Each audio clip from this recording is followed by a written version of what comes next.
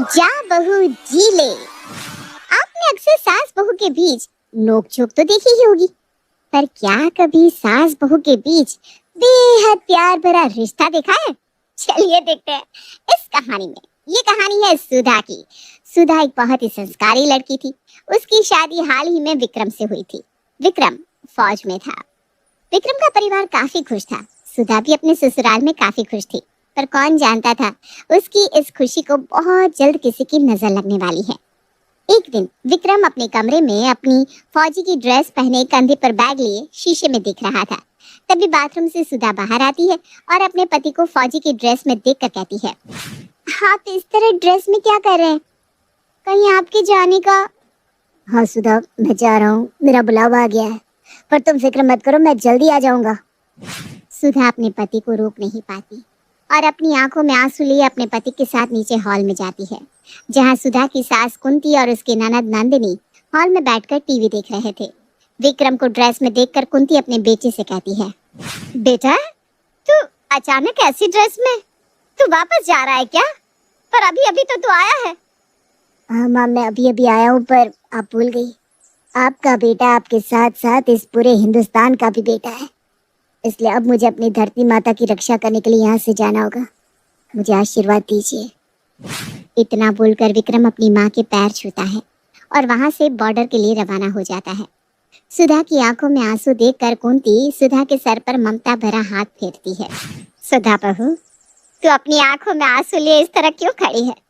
तेरा पति हमारे साथ साथ पूरे देश की रक्षा करने गया है, इसलिए तुझे तो खुश होना चाहिए। तुझे तो अपने पति पर गर्व होना चाहिए। हाँ माँ जी, आप सही कह रही हैं, और मुझे अपने पति पर गर्व भी है, पर बार कुछ नहीं, जा जाकर चाय बना, हम तीनों साथ में चाय पियेंगे। अपनी सास की बात सुनकर सुधा के चेहरे पर एक मुस्कान आ जाती है और वो चाय बनाने चली जाती है। ऐसे ही समय बीतता है, सब कुछ अच्छा चल रहा था और एक दिन कुंती के घर पर किसी का फोन आता है। हेलो, कौन? कुंती के हेलो बोलते ही सामने से जो आवाज आती है उसे सुनकर उसके हाथ से फोन गिर जाता है। तभी वहां सुधा और नंदिनी आते हैं और कुंती की आंखों में आंसू देखकर नंदिनी अपनी माँ से कहती है, माँ क्या हुआ? आपकी आंखों में इस तरह आंसू, सब ठीक तो है ना? विक्रम! माँ जी क्या हुआ विक्रम जी को? आप ऐसे क्यों रो रही है? विक्रम जी ठीक तो है ना? अरे माँ बोलो ना, विक्रम भैया ठीक है ना? नंदिनी, हमारा विक्रम अब इस दुनिया में नहीं रहा। हमारा विक्रम एक बम ब्लास्ट में शहीद हो गया, और तो और उसकी लाश भी अब तक नहीं मिली। अब हमारा विक्रम हमारे पास नहीं रहा। क्या? विक्रम जी नहीं रहे? नहीं, ऐसा नहीं हो सकता। उन्होंने कहा था कि इस बार जब वो आएंगे तो बस ज्यादा टाइम के लिए आएंगे, वो हमें छोड़कर नहीं जा सकते। माँ जी, वो हमें छोड़कर नहीं जा सकते।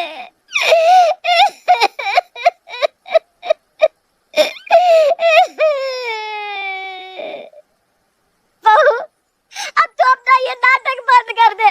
क्यों इतने नाटक किए जा रही है? माँ ये आप क्या कह रही है? इसमें भाभी की क्या गलती? अरे तू नहीं जानती नंदिनी, ये सारा किया कराया इसी का है। यही नहीं चाहती थी कि मेरा बेटा कभी वापस आए, तभी तो आंसू टपका कर भेजा उसे। अरे इसकी चाल थी, ये जानती थी कि मेरा बेटा किसी को रोता हुआ नहीं देख सकता, इसीलिए जानबूझकर इसने उसको टेंशन दी। नहीं बाजी, ऐसा मत बोलिए, भला कौन सी सुहागन अपने पति से दूर रहना चाहेगी? प्लीज माँ जी, मुझ पर ऐसा इल्जाम मत लगाइए। हाँ माँ, भाभी बिल्कुल सही बोल रही है। इस समय अभी हम लोगों को एक दूसरे का साथ देना पड़ेगा, सपोर्ट करना पड़ेगा, लेकिन आप एक आप भाभी पर ही लांछन लगा रही है। कुंती नंदिनी की बात का कोई जवाब नहीं देती और वहाँ से रोते हुए चली जाती है।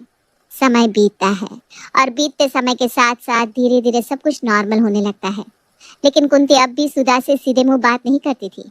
वो उस पर आए दिन ताने कसती, वो उसे जानबूझकर कोई ना कोई काम दिया करती। सीधे शब्दों में कहे तो कुंती सुधा के ऊपर जुल्म के साथ साथ ताने भी कसती।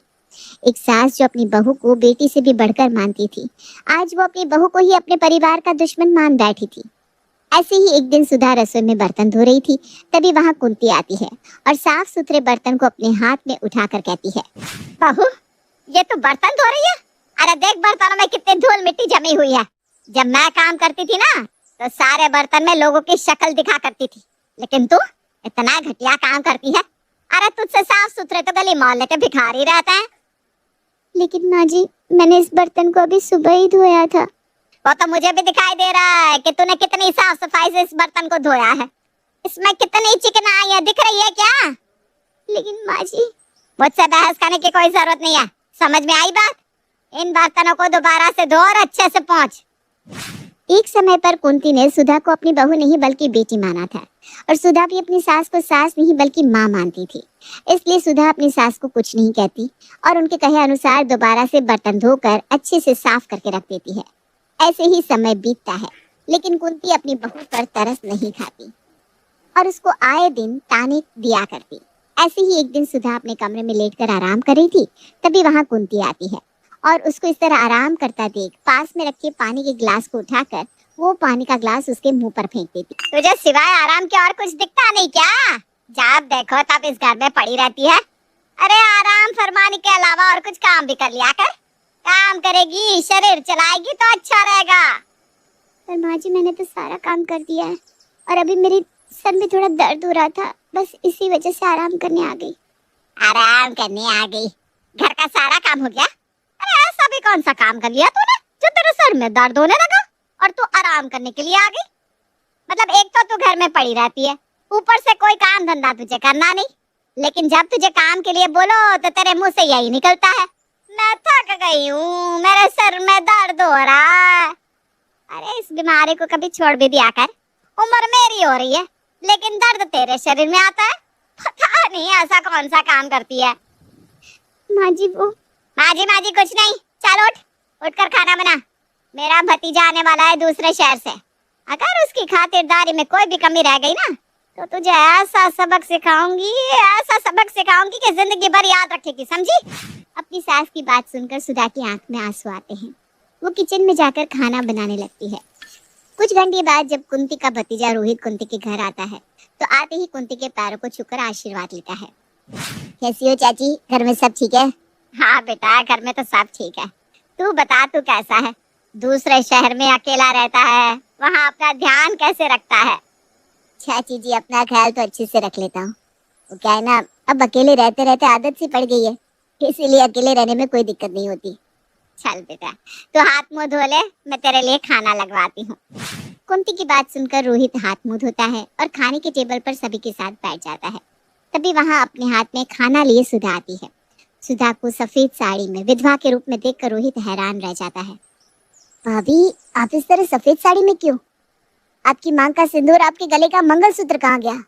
रोहित की बात सुनकर सामने बैठी कुंती एक अलग अकड़ और गुस्से में बोलती है, रोहित तेरी भाभी ने अपने ही सुहाग को खा लिया। क्या मतलब? कुछ नहीं भैया, माँ को आदत हो गई है भाभी को ताने देने की। जब देखो तब भैया की मौत का जिम्मेदार वो भाभी को ठहराती है। मौत? भैया अब इस दुनिया में नहीं रहे? हाँ रोहित, तुम्हारे भैया एक मिशन में शहीद हो गए और उनकी मौत का जिम्मेदार माँ जी मुझे ठहराती है। उन्हें लगता है कि मैंने ही अपने पति को। सुधा आगे बोल नहीं पाती, उसकी आंखों से आंसू छलक जाते हैं। हाँ मैं ही तो गलत हूँ, बाकी ये सब लोग तो ठीक है। एक मैं ही कसाई हूँ ना जो इस पर अत्याचार और जुल्म करती हूँ। इस घर में भले ही मुझे कोई कितना ही गलत क्यों ना समझे, पर मैं जानती हूँ कि मैं गलत नहीं हूँ। मेरे बेटे को खाने वाली कोई और नहीं बल्कि ये सुधा है। सुधा, इसने ही मेरे बेटे को खाया है। मैं इस लड़की को जिंदगी में कभी माफ नहीं कर सकती। कुंती गुस्से में अपने पैरों को पटकते हुए अपने कमरे में चली जाती है और घर का ऐसा बिगड़ा हुआ माहौल देखकर रोहित को कुछ भी समझ में नहीं आता, लेकिन वो उस समय किसी से कुछ नहीं कहता और चुपचाप खाने के बाद अपने कमरे में चला जाता है। अगली सुबह सुधा सभी के लिए ब्रेकफास्ट बनाती है और सभी को ब्रेकफास्ट देती है। हे भगवान, इतना नमक! अरे इतना नमक कौन खाता है करमजली? एक तो मेरे बेटे को मार कर खा गई, अब क्या चाहती है कि मेरे भतीजे और मेरी बेटी को भी मार कर खा जाएगी? माँ जी माफ करना, पर देवर जी मीठी चाय पीते हैं और उन्होंने ही मुझे आकर कहा था कि ब्रेकफास्ट में उन्हें थोड़ा ज्यादा नमक चाहिए, इसलिए मैंने नमक थोड़ा तेज कर दिया। अरे तो सिर्फ उसके ब्रेकफास्ट में करती ना, हम सबका खाना क्यों जहर बना दिया तूने? माँ क्या हो गया है आपको? इतना भी नमक नहीं है जितना आप ओवर रिएक्ट कर रही हैं। नंदिनी की बात सुनकर कुंती ब्रेकफास्ट फेंक देती है और गुस्से में कहती है, तुम लोगों को इस गंदी सी लड़की का सब कुछ अच्छा लगता होगा, लेकिन मुझे नहीं, मैं इसको कभी माफ नहीं करूं। एक बार फिर कुंती वहां से उठकर चली जाती है तो वहीं सुधा की आंखों से आंसू रुकने का नाम नहीं ले रहे थे। लेकिन ये सब देखकर रोहित को बहुत बुरा लगता है और वो मौका देखकर सुधा से बात करता है। सुधा भाभी, आप इतना सब कुछ क्यों सह रही हैं? साफ दिख रहा है कि चाची जी आप पर कितने अत्याचार कर रही हैं, वो आपको कितने ताने कसती है। ये सब जानते हुए भी आप चाची जी को कुछ कहती क्यों नहीं? आखिर क्यों भाभी, क्यों? वो इसलिए रोहित, क्योंकि मैं नहीं चाहती कि माँ जी को कोई ठेस पहुंचे। माँ जी ने पहले ही अपना बेटा खो दिया है। अगर मैंने उन्हें पलटकर कोई जवाब दे दिया तो माँ जी पूरी तरह टूट जाएंगी। लेकिन भाभी, आप पूरी जिंदगी इस तरह ताने सुनकर या इस तरह के अत्याचार सहकर तो नहीं रह सकती ना। आपको अपने हक के लिए अपने लिए आवाज तो उठानी ही पड़ेगी। तो रोहित, मैं क्या करूं? मैं माँ जी को पलटकर जवाब नहीं दे सकती। भाभी, आप अपनी सास को पलटकर जवाब नहीं दे सकती, इस बात की मैं रिस्पेक्ट करता हूँ, लेकिन चाची जी का बर्ताव दिन पर दिन बद से बदतर होता जा रहा है। इसके लिए आपको कुछ तो करना ही होगा, जिससे चाची जी आपकी कदर भी करें और आपकी रिस्पेक्ट भी, क्योंकि मैं आपको इस तरह रोते हुए नहीं देख सकता भाभी। सुधा रोहित की बात का जवाब नहीं देती और वहां से चली जाती है। लेकिन रोहित ठान लेता है कि वो अपनी चाची को सबक सिखा कर रहेगा। ऐसे ही एक दिन रोहित अपनी चाची के पास बैठता है और बातें करते हुए उनसे कहता है, चाची जी, मैं क्या कह रहा था कि आपको नहीं लगता भाभी कुछ ज्यादा ही कामचोर है? मतलब मैं ये नहीं बोल रहा हूँ कि वो काम नहीं करती, लेकिन एक एक काम को वो एक एक घंटे में करती है। बताओ, ये भी कोई बात है? मैंने उन्हें कहा था कपड़े प्रेस करने के लिए, लेकिन अब तक उन्होंने मेरे कपड़े प्रेस नहीं किए। अरे बेटा, इसको आता ही क्या है सिवाय आराम के? जब देखो तब आराम फरमाती रहती है, और अगर इसको कुछ बोल दो ना तो इसकी आंखों से आंसू टपकने लगते हैं। न जाने बहू के रूप में किस आलसी और कामचोर लड़की को लेकर आ गई। चाची जी, मैं तो कहता हूँ भाभी को 1 महीने के लिए उनके मायके भेज दो, तब उन्हें अकल आएगी। अरे लेकिन बेटा, वो अपने मायके जाएगी तो लोग क्या कहेंगे कि पति मर गया तो इसकी सास ने इसे मायके भेज दिया। अब जैसी भी है तो मेरी बहू ना, मैं उसको इतने लंबे समय तक मायके नहीं भेज सकती। अरे चाची जी, मैं उनको लंबे समय तक भेजने के लिए नहीं कह रहा हूँ, मैं बस इतना बोल रहा हूँ कि आप 1 महीने के लिए उन्हें मायके भेज दो। अगर 1 महीने नहीं तो कम से कम 1 हफ्ते के लिए भेज दो। रोहित की बात सुनकर कुंती उसकी बात से सहमत हो जाती है और अपनी बहू को मायके भेज देती है। कुछ दिन तो कुंती आराम से रहती है, पर अब धीरे धीरे उसे अपनी बहू की याद सताने लगती है। ऐसे ही एक दिन कुंती अपने कमरे में बैठकर अपनी बहू को आवाज लगाती है, ए बहू, जरा तेल लेकर आ, पैरों में बहुत दर्द हो रहा है। कुंती की आवाज सुनकर नंदिनी और रोहित कुंती के पास आते हैं। माँ, भाभी को क्यों आवाज लगा रही हो? आपने ही तो भाभी को उनके मायके भेजा है, खुद उन्हें मायके भेजकर भूल गई क्या? अरे हाँ, मेरे ध्यान से उतर गया था कि बहू यहाँ नहीं है। कोई बात नहीं माँ, मैं आपको एक बार फिर से कहना चाहूंगी, भाभी की वजह से भैया की जान नहीं गई। आप इस बात को क्यों नहीं मान लेती? वो एक होनी थी जो हो गई, इसमें भाभी की कोई गलती नहीं। हाँ चाची जी, नंदिनी बिल्कुल सही कह रही है। आपको पता है, आप भाभी से बहुत प्यार करती हैं, पर आप विक्रम भैया के गम और उनकी मौत का कारण भाभी को बता रही हैं, जबकि ऐसा बिल्कुल भी नहीं है। और आप ये मानने को तैयार ही नहीं कि भैया शहीद हुए हैं, वो हमारे देश के लिए शहीद हुए हैं चाची जी। नंदिनी और रोहित की बात सुनकर कुंती की आंखें भर आती है और वो तुरंत फोन करके अपनी बहू को घर वापस आने को कहती है। कुछ घंटे बाद जब सुधा वापस अपने ससुराल आती है तो कुंती सुधा को अपने गले से लगा लेती है और माफी मांगती है। अपनी सास का पछतावा देख सुधा अपनी सास को माफ कर देती है।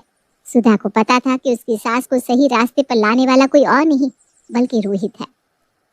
रोहित दिल का बहुत अच्छा इंसान था।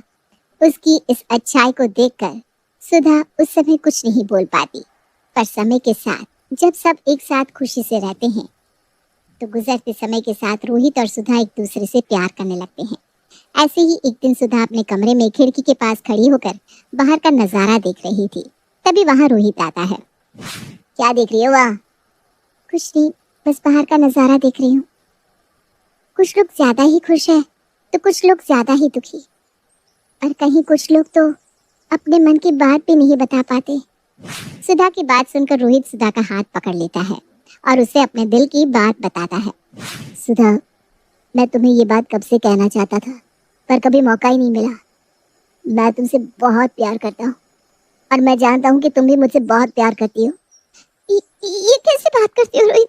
ऐसा नहीं हो सकता। सुधा, तुम यही सोच रही हो ना कि ये दुनिया क्या कहेगी या तुम्हारे ससुराल वाले क्या कहेंगे। तुम भी मेरे साथ रहो, मैं सबसे हमारे लिए बात कर लूंगा, मेरा विश्वास करो। रोहित ये बात बोल ही रहा था, तभी वहां नंदिनी ये सब सुनते हुए आती है और रोहित का साथ देते हुए कहती है, रोहित भैया बिल्कुल सही बोल रहे हैं भाभी। आखिर कब तक आप यूं इस तरह से चुप होकर ये सब बर्दाश्त करेंगी? आप कब तक अपनी लाइफ यूं इस तरह अकेले जिएंगी? नहीं नंदिनी, माँ के पास मेरे अलावा और कोई नहीं है। तुम भी कुछ सालों बाद शादी करके यहाँ से चली जाओगी, माँ के पास कोई नहीं रहेगा। सुधा ये सब बोल ही रही थी, तभी वहाँ कुंती उसकी और रोहित की बात सुनते हुए आती है। ऐसा तुझे क्यों लगता है बहू कि मैं अकेली रह जाऊंगी? मेरे पास कोई नहीं रहेगा। पहले मैं तुझे बहुत गलत समझने लगी थी, लेकिन मुझे अब एहसास हुआ है कि तू मेरी बहू नहीं बल्कि बेटी है। मेरे बेटे की मौत की जिम्मेदार तू नहीं, बल्कि वो एक हादसा था। मेरा बेटा तो हमारे देश के लिए शहीद हुआ है और बहू तेरी तो अभी पूरी जिंदगी पड़ी है। तू कब तक यूं इस तरह मेरे विक्रम की विधवा बनकर रहेगी? जा बहू, जी ले अपनी जिंदगी। मुझे पूरा यकीन है कि रोहित तेरा बहुत ध्यान रखेगा।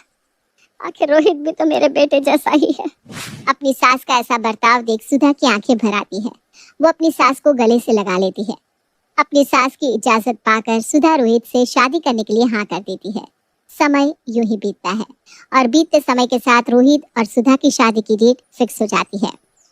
साथ ही अब घर में शादी की तैयारी भी शुरू हो जाती है। पर तभी वहां विक्रम आ जाता है और घर में शादियों की तैयारी देख वो अपनी माँ को आवाज लगाता है। माँ, नंदिनी की शादी हो रही है क्या? मेरी बहन इतनी बड़ी हो गई कि अब उसकी शादी हो रही है। चलो अच्छा है, आखिरकार मैं अपनी बहन की डोली को विदा करने आ ही गया। विक्रम की आवाज सुनकर अब सभी पीछे पलटते हैं, जहाँ पर विक्रम को दरवाजे पर देखकर हैरान हो जाते हैं। विक्रम, तू जिंदा है बेटा? हाँ माँ, मैं जिंदा हूँ। मैं एक मिशन पर गया था और उस मिशन की हम किसी को जानकारी नहीं दे सकते थे, इसलिए हमारे हेड ने सभी फौजियों के घर एक झूठी खबर भेजी। ये सब जानती ही सुधा की आंखों से आंसू रुकने का नाम नहीं ले रहे थे। वो फूट फूट कर रोने लगती है। उसको इस तरह रोता देख विक्रम उसके पास जाता है और उसको दिलासा देते हुए कहता है, तुम रो क्यों रही हो सुधा? और मैंने तुमसे वादा किया था ना, इस बार मैं आऊंगा तो लंबे समय तक के लिए आऊंगा। देखो, मैं तुम्हारे लिए लंबे समय के लिए आ गया। विक्रम की बात सुनकर नंदिनी अपने भाई के पास आती है और उसे सारी बात बताती है। ये सुनकर विक्रम की आंखें भर जाती है। वो अपने दिल पर पत्थर रख सुधा को रोहित के हाथों सौंप देता है। अरे तो क्या हुआ अगर सुधा रोहित से प्यार करने लग गई तो? सुधा जाओ, जी लो अपनी जिंदगी, और रोहित तुम मेरी सुधा का ख्याल रखना। इतना बोलकर विक्रम अपने कमरे में चला जाता है। कुछ दिन बाद रोहित और सुधा की शादी हो जाती है। सुधा अपने ससुराल से विदा होकर रोहित के साथ चली जाती है, तो वहीं विक्रम दोबारा बॉर्डर पर चला जाता है।